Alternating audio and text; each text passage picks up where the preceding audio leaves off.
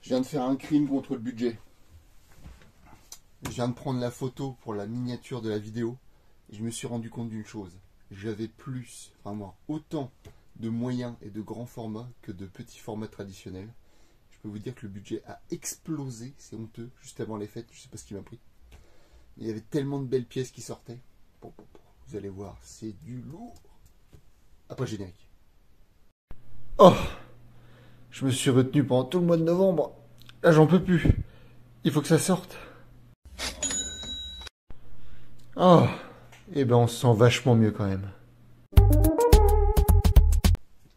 Un tome que j'ai beaucoup plus de mal à avoir que prévu, le tome 6 de Don't Call Me Mystery. Alors je sais pas, c'est parce qu'ils impriment très très peu et qu'ils attendent d'avoir des retours pour redistribuer et ensuite honorer les commandes. Mais en tout cas celui-ci, 2 semaines après, genre mon libraire ne pouvait plus le commander. Là il y a eu un réappro sous peu, quasiment un mois après. Mais putain, qu'est-ce que c'est difficile. À mon avis, c'est une série qui doit marcher tellement. Notre bon détective amateur de curry et qui adore pisser assis. Le tome 9 déjà de Son of Life. Noël Graphics doit en prendre de la graine. Hein. Une série qui est sortie, je crois, début d'année ou fin d'année dernière. Et on est déjà au tome 9. C'est quand même assez incroyable. Une très très bonne série sur le coteau. Vous commencez à connaître le Z. Hein. Il a pas mal de tomes de retard, mais il se fait un plaisir de les dévorer par paquet de 4-5 à chaque fois. Une série dont on aurait aimé avoir le tome 2 assez rapidement quand même, c'est Chasse aux cadavres. Alors, vous fiez pas au synopsis. Oui, on suit un groupe d'enfants qui essayent d'enquêter, savoir où est passé leur ami disparu, et tomber éventuellement sur son cadavre. Mais c'est pas un peu une chasse au trésor au Goonies, ne vous inquiétez pas, c'est quand même un récit vachement sombre, parce que le tueur en série, on va dire, est quand même sacrément barjot dans sa tête. Là, je suis impatient de me lire ce tome-là. Je sais pas si je vais attendre pas d'avoir le tome 3, si c'est une série courte. Parce que les séries d'enquête comme ça, c'est quand même vachement frustrant. Mais vous fouillez pas au synopsis, c'était quand même vachement bien. Le petit diamant brut que ne va pas lâcher Glenna. Blue Giant, saison 3, Explorer, tome 2. Bon, c'est un plaisir, c'est une pépite pour les yeux. Ça, je pense qu'ils ont fait un peu le jackpot, Glenna. Je sais pas si ça marche tant que ça, mais en tout cas, ça a très très bonne réputation dans les hautes sphères. Et c'est mérité. Bon, il y en a qui me charrient là-dessus. Under the Roof, Under Fraud, le tome 5.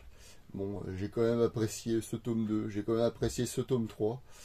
J'ai pas encore eu le temps de lire le tome 4, mais ça va se faire sous peu. Et est-ce qu'on va avoir le retour de la fraude ou non? C'est un peu le running gag de cette série.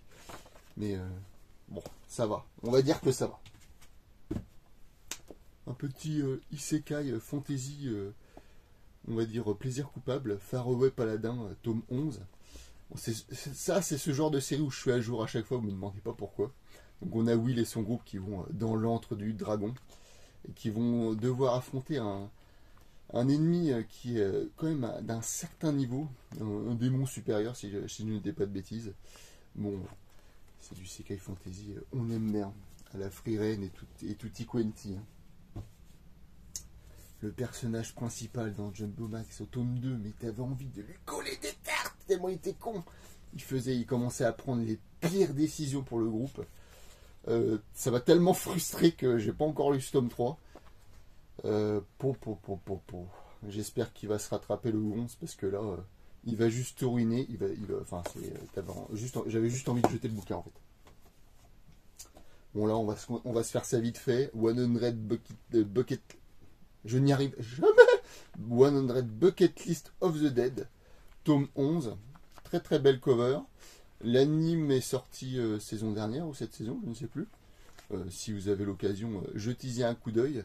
Ça divise les troupes, hein, ça divise les troupes. Et ça, ne regardez surtout pas l'anime de La Voix du Tablier. J'ai regardé un épisode, c'est littéralement du stop motion en diaporama. C'est nul à yesh, ça rend pas du tout honneur au sublime dessin du manga, enfin sublime, au dessin très léché, on va dire, du manga. Cette petite tranche de vie toute mignonne sur un yakuza homme au foyer. plein de quiproquos, etc. C'est quand même assez drôle.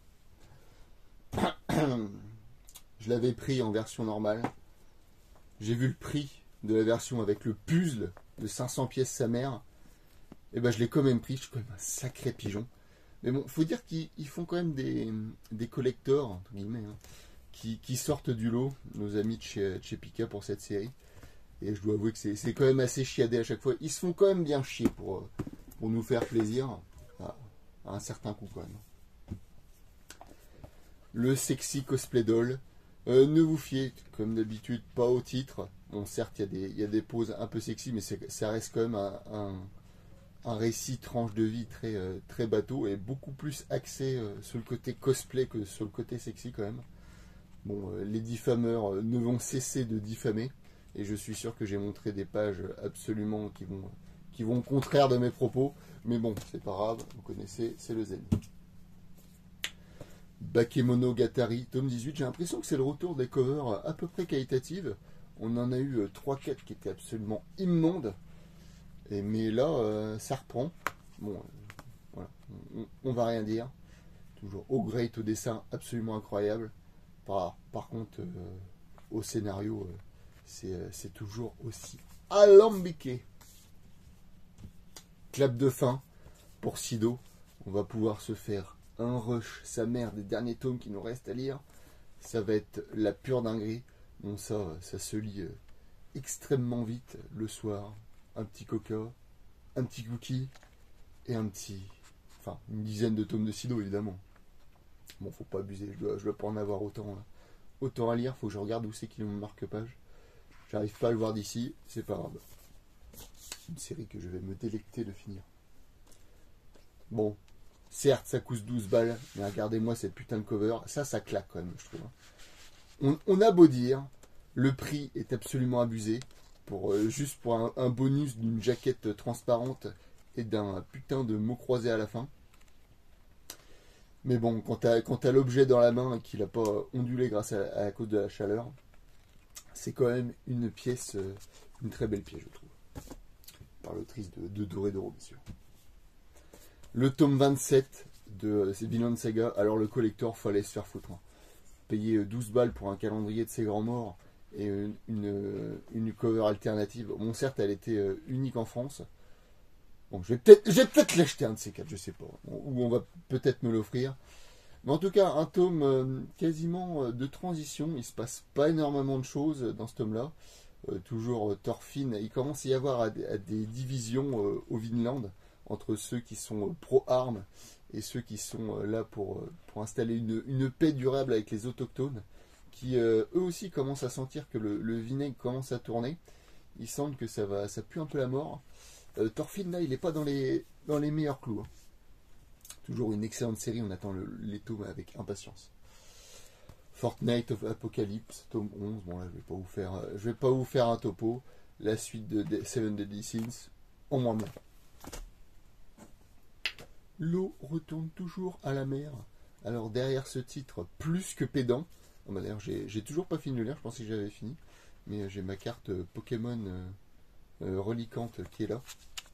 Alors on suit ce petit gars qui va devoir aller vivre chez son oncle, on va dire, qui vit en colocation. Et il va rencontrer cette petite dame-là, fortement sympathique. Mais il va y avoir un lourd secret dans cette colocation, un lourd secret de famille. Un petit récit assez, on va dire, torturé. Des dessins vraiment très sympathiques. Pas très énergiques, on va dire, mais ça fait le taf. J'aime bien le trait. Ça ressemble de très loin, mais ça me rappelle un peu le trait de Fumio Kono. Un récit assez doux, plein d'aigreur. Le tome 12 des carnets de l'apothicaire. Alors, ça se tripotait un peu Kiun sur une scène dans le tome, mais c'est une scène qui s'apparente limite à du viol. Je trouvais ça un peu étrange. Tome qui sort un peu du... Voilà, j'aime pas trop la direction qu'a pris la fin de ce tome. C'est pas vraiment ce que j'avais envie de voir dans la série. À voir si ça va se rattraper sur la suite. En tout cas, c'est une série que j'aime toujours beaucoup, mais c'est un peu dommage. Un peu dommage ça. Bon, j'attendais que mon voisin finisse son essorage de machine à laver. mais ça veut pas se finir du tout, donc nique. Hein. Si vous entendez un petit bruit de fond, c'est pas moi qui ai le ventre qui gargouille, c'est le bonhomme. On se commence les moyens grand format, et là je peux vous dire qu'il y a du lourd. Voilà. On se commande. Bon, du lourd, on commence avec pas trop du lourd. Litchi Ikari Club collaboration. Alors je m'attendais à une suite entre guillemets, mais on a plutôt un recueil d'illustrations commenté avec quelques tout petits chapitres de quelques pages. Alors bon, certes, il y a certaines illustrations qui sont pas mal, mais si vous lisez les commentaires qu'il y a entre Ousamaru Furuya et l'auteur de Oshi et le Jardin des filles, donc celle qui a fait l'illustration, je crois que c'est une autrice. Oh là là, c'est dégoulinant, c'est même carrément un peu malaisant, cringe parfois. Voilà, c'est pas ce qu'il y a de plus intéressant dans le bouquin. Hein. Ce qu'on aime, c'est les petits chapitres. Oula, je vais peut-être vous montrer des dingueries, j'espère que je vais pas en faire. Parce que c'est quand même des collégiens en slip parfois. Faut se faire foutre. Deux petits titres de chez Imo. C'est deux titres que je n'avais pas. De Shinya Komatsu, j'arrive jamais avec son nom. Alors j'avais déjà, comment ça s'appelait, un été à Tsurumaki, que j'avais beaucoup aimé. Et je me suis dit, bon allez, il faut se faire toute sa filmo, on va dire. Toujours un dessin qui fourmille de détails. J'adore ce genre d'œuvre. Bon, je ne sais pas du tout de quoi parlent ces deux récits, mais si on se réfère à ceux que j'ai déjà lus, ça va être un truc un peu dans l'univers du rêve, du fantastique, avec un dessin très léché, très mignon, tout plein. Et lui, je me suis dit, putain, je me suis fait arnaquer à la look back. C'est un truc à, je sais pas combien de balles, à 14 € sa mère, pour un extrait. Mais non, c'est du full couleur. Et ben, c'est magnifique. C'est de toute beauté. On va voir si ça tient ses promesses, mais des retours que j'en ai eu, ça ne peut être que des bons titres. Oula, j'allais rôter un truc de sale. Je me retiens pour vous. Nous avons Boko, tome 5, stratège. Kirai, toujours essaye d'échapper au fer de son pays natal, qui essaye de le faire taire, d'essayer de l'empêcher de répandre son idéologie, qui est contraire à celle des dirigeants de son pays, on va dire. C'est un peu le têtu originel, hein, Kiri. Il lâche rien. Eh ben, vous voyez, on a, je vais pas me lever parce que je suis un gros sac et j'ai la flemme, mais on a une légère différence, un teint légèrement différent sur ce tome-là des Enfants de la Mer. Et ça fout un peu le seum, parce que du coup on n'a plus la même couleur. Vous allez me dire, je préfère quand même cette couleur-là, je préférais que les 5 tomes soient de cette couleur-là. Bon, toujours Daisuke Igarashi, un trait magnifique, hein, qui plaît pas à tout le monde, ça faut le dire. Puis c'est des séries tout de même assez alambiquées, à l'image de design. Mais je pense que c'est quand même un must-have de l'auteur. Si vous devez avoir qu'une série de l'auteur, c'est celle-ci. Les Enfants de la Mer. Et je viens de voir que mon tome est légèrement déchiré. Donc ça va repartir chez le libraire. C'est pas possible. Le manque de bol. Alors ça, c'est un achat absolument compulsif. Pleasure Island. Je vais pas vous feuilleter quelques pages parce qu'on peut tomber sur une paire de miches. Mais, allez. Juste pour le plaisir. Allez. Est-ce que c'est safe? Non? Ouais, là c'est safe, il y a un poisson. Il y a quasiment, c'est plus une petite histoire d'aventure sur un peu à la Seule au monde, où on a deux antagonistes qui vont se retrouver à la suite d'un naufrage bloqués sur une île, et ils vont devoir y faire face et un peu réfréner leur pulsion. C'est beaucoup moins, on va dire, ecchi hentai que ce que ça pourrait laisser penser. Je pensais que ça allait être un truc bien sage, je vais vous l'avouer. Mais c'est une lecture fortement sympathique, on aurait presque dit comment dire, un truc autobiographique. Nous avons Hayao Miyazaki, le nouveau Voyage de Shuna. Alors, ça se voit que pour la sortie du Garçon et le Héron, qui était un film quand même pas mal, même si je l'ai vu dans une salle non chauffée, que on s'est pelé les couilles. C'est pas possible, c'est interdit de faire ça. Bref, le nouveau Hayao Miyazaki, le Voyage de Shuna, bon, qui n'est pas sans rappeler, bien évidemment, Nausicaa et de la vallée du vent. Alors, le seul truc que je trouve dommage, c'est que, bon, c'est très beau, hein, c'est beau, c'est en couleur, etc. Mais on a l'impression que c'est des cases qui ont été zoomées et mis une page par une page pour en faire un bouquin, quoi, tout simplement. Vous prenez un bouquin de Nausicaa à côté, c'est des pages qui fourmillent de détails, c'est beaucoup plus dense. Là, j'ai l'impression que c'est un truc zoomé qui a été mis pour faire un gros recueil et nous le vendre 20 balles à Noël. Hein.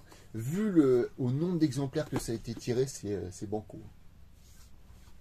Bon, il y en a un qui a fait un autre youtubeur qui en a fait la promo il n'y a pas si longtemps, Venkalias. Et ben, je peux vous dire qu'il a raison. Bon, là, pareil, on peut voir des miches, mais c'est pas grave, vous connaissez Zoulouf. Saga, le tome 11, je l'avais même pas vu sorti. Le tome 9 m'avait foutu une claque phénoménale. J'avais limite peur de lire le tome 10. Et là, vu que j'ai 2 tomes d'un coup, je me suis dit, je vais commencer à lire. J'ai lu le tome 10 hier, c'est toujours une pure dinguerie. Hein. Des personnages exceptionnels. Bon, faut pas trop s'y attacher. Des personnages exceptionnels, un récit intergalactique absolument fabuleux, des dessins, tout ce qui est de plus magnifique. Franchement, Saga, faut foncer. Hein. S'il n'y a qu'un comics indépendant à voir, c'est celui-ci. Bon, vous connaissez Lone Wolf Cub, le tome 9. Très beau, très belle couleur, un peu pourpre. Bon, là, je ne l'ai même pas encore ouvert. Lui, il va encore aller faire affaisser l'étagère de quelques centimètres. On se passe. Oh non, putain, j'ai encore une pile là. Je vous dis, aujourd'hui, c'est l'orgie. Le troisième et dernier tome de Bioméga. Enfin, pour comprendre le fin mot de toutes ces histoires. Je rigole, personne n'a jamais compris un seul Tsutomuniei. Enfin, si je dis ça, mais tout ce qui est Sidonia no Kishi, enfin Night of Sidonia, c'est quand même un tant soit peu compréhensible. Mais j'ai l'impression que dès que ça parle de la méga structure et du réseau, là ça devient mindfuck. Et il sait plus ce qu'il veut faire. Il dit bon, je m'en fous, je vais dessiner des monstres absolument affreux. Et on va voir ce que ça donne. En parlant de ça, toujours du Tsutomuniei, chez Panini, donc c'est du comics, hein, c'est Marvel. Nous avons une revisite de Wolverine par Tsutomuniei en full color. Le tome il pue sa mère, enfin pas au niveau qualité, hein, mais au niveau odeur.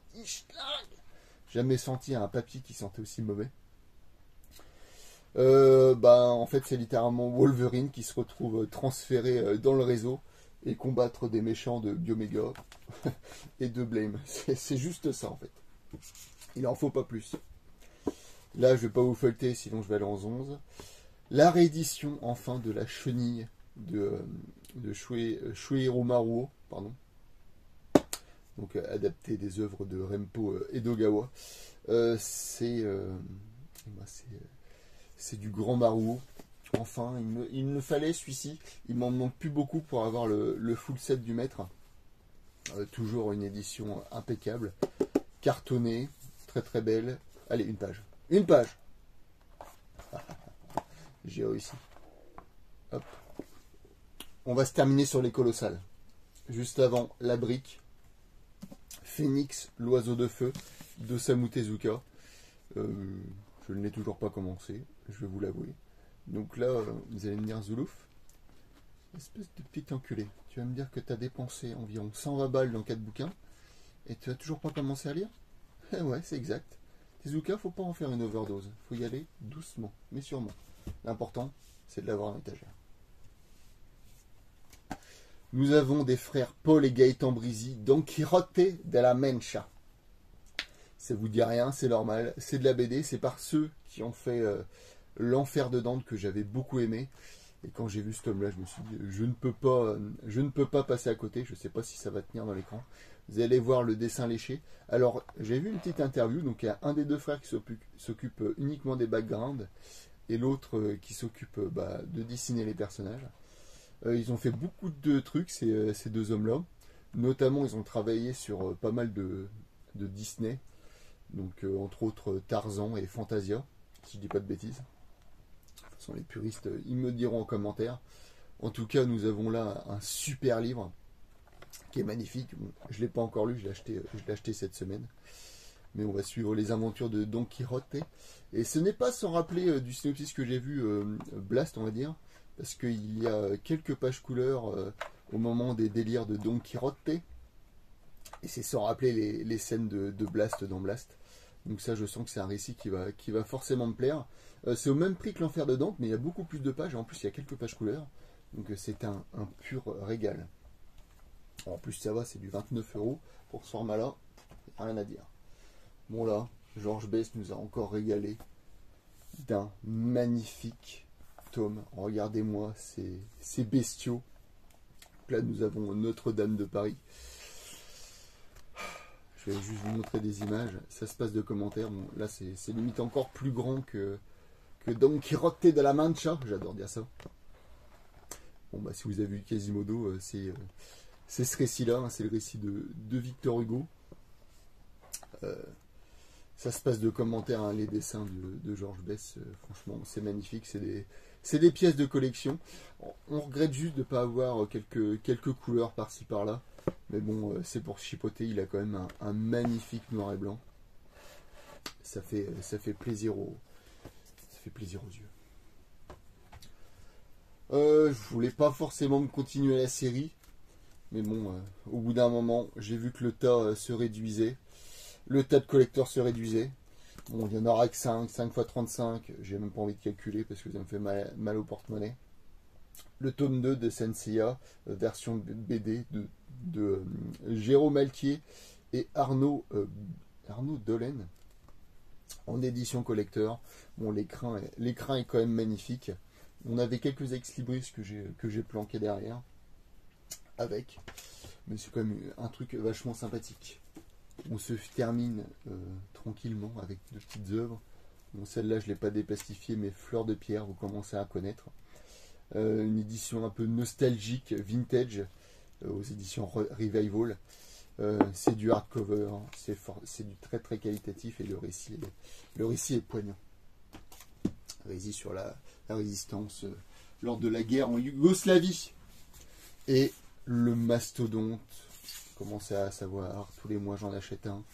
Le tome 5 de Hellboy dans sa version de luxe, ça coûte 50 pruneaux, ça fait mal au derche. Mais là, on en a pour notre argent. Vu la quantité de pages, il y en a. Vous vous rendez compte que les cauchemars de Mini, vous achetez 2 cauchemars de Mini, vous avez ça. C'est quand même incroyable. Voilà, c'est fini pour l'orgie de ce mois de novembre. La vidéo va être assez longue, désolé. J'ai l'impression que mes achats manga sont de plus en plus longs. Je vais essayer de vous faire un petit cadeau pour Noël. Je vous ai dit ça toute l'année. Zoulouf est un sale menteur. Mais Zoulouf va essayer de vous faire un petit cadeau pour Noël. Ça, c'est pour vous, c'est moi qui rigole. Bisous.